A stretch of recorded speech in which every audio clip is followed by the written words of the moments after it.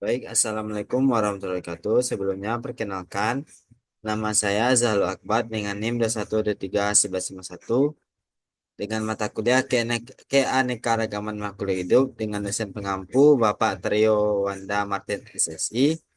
Baik, pada pertemuan pertama ini kita akan membahas mengenai materi konsep dasar spesies dan kaitannya dengan kajian keanekaragaman makhluk hidup.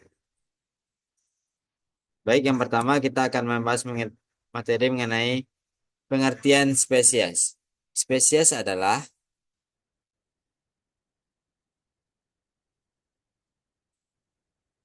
spesies atau jenis adalah tingkatan taksonomi yang digunakan dalam klasifikasi biologi untuk merujuk pada kelompok individu makhluk hidup populasi yang serupa individu dalam satu spesies dapat saling membuahi dan menghasilkan keturunan yang fertil atau subur.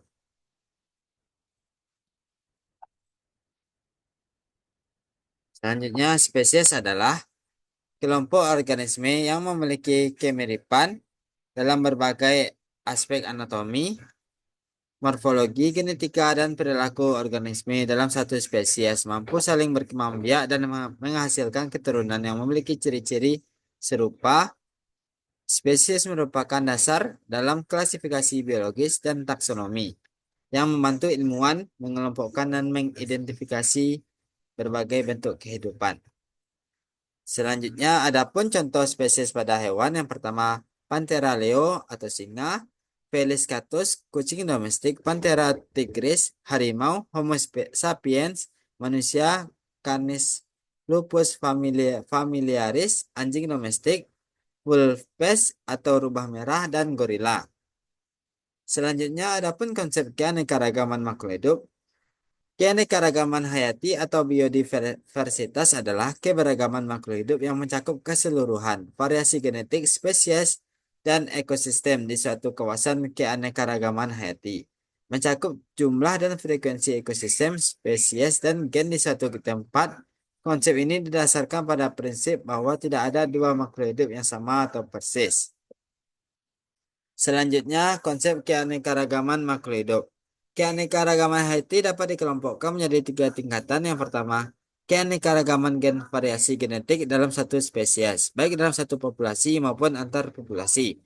Keragaman gen mengakibatkan variasi antar individu sejenis, contohnya variasi buah durian dengan daging buah yang berbeda. Selanjutnya, keanekaragaman spesies, variasi antar spesies dalam satu ekosistem, contohnya pohon kelapa, pohon aren, pohon pinang, dan pohon palem. Selanjutnya, keanekaragaman ekosistem, interaksi antara makhluk hidup dan lingkungannya, contohnya hutan hujan tropis dan ekosistem laut. Selanjutnya, spesies dan penyebaran spesies serta faktor-faktor yang mempengaruhinya. Faktor-faktor yang mempengaruhi penyebaran flora dan fauna meliputi yang pertama iklim. Iklim mempengaruhi cuaca dan musim yang selanjutnya berdampak pada kualitas lingkungan dan keberlangsungan hidup flora dan fauna.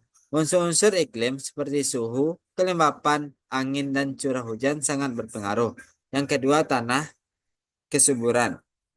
Hidrologi dan aerasi tanah mempengaruhi persebaran tumbuhan. Yang ketiga, topografi ketinggian satu daerah mempengaruhi jenis tumbuhan yang dapat tumbuh. Selanjutnya, makhluk hidup.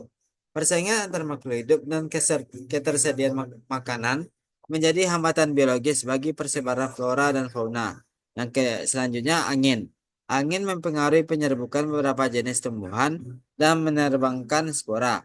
Selanjutnya, yang terakhir, manusia. Manusia dapat menjadi media penyebaran flora dan fauna baik secara sengaja maupun tidak disengaja.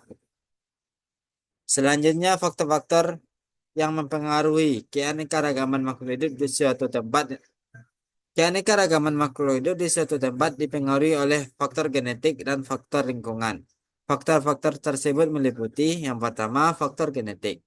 Gen adalah materi dalam kromosom makhluk hidup yang mengendalikan sifat organisme perkawinan antara dua individu makhluk hidup sejenis menyebabkan keanekaragaman genetik karena keturunan akan memiliki kombinasi susunan perangkat gen dari kedua induk. Faktor selanjutnya yaitu faktor lingkungan. Lingkungan yang beragam menyebabkan adanya ragam jenis makhluk hidup yang menempatinya. Faktor lingkungan ini dapat berupa iklim, tanah, dan topografi. Mungkin sekian yang dapat saya sampaikan. Terima kasih atas perhatiannya. Saya akhiri. Wabillahi taufiq wal hidayah. Wassalamualaikum warahmatullahi wabarakatuh.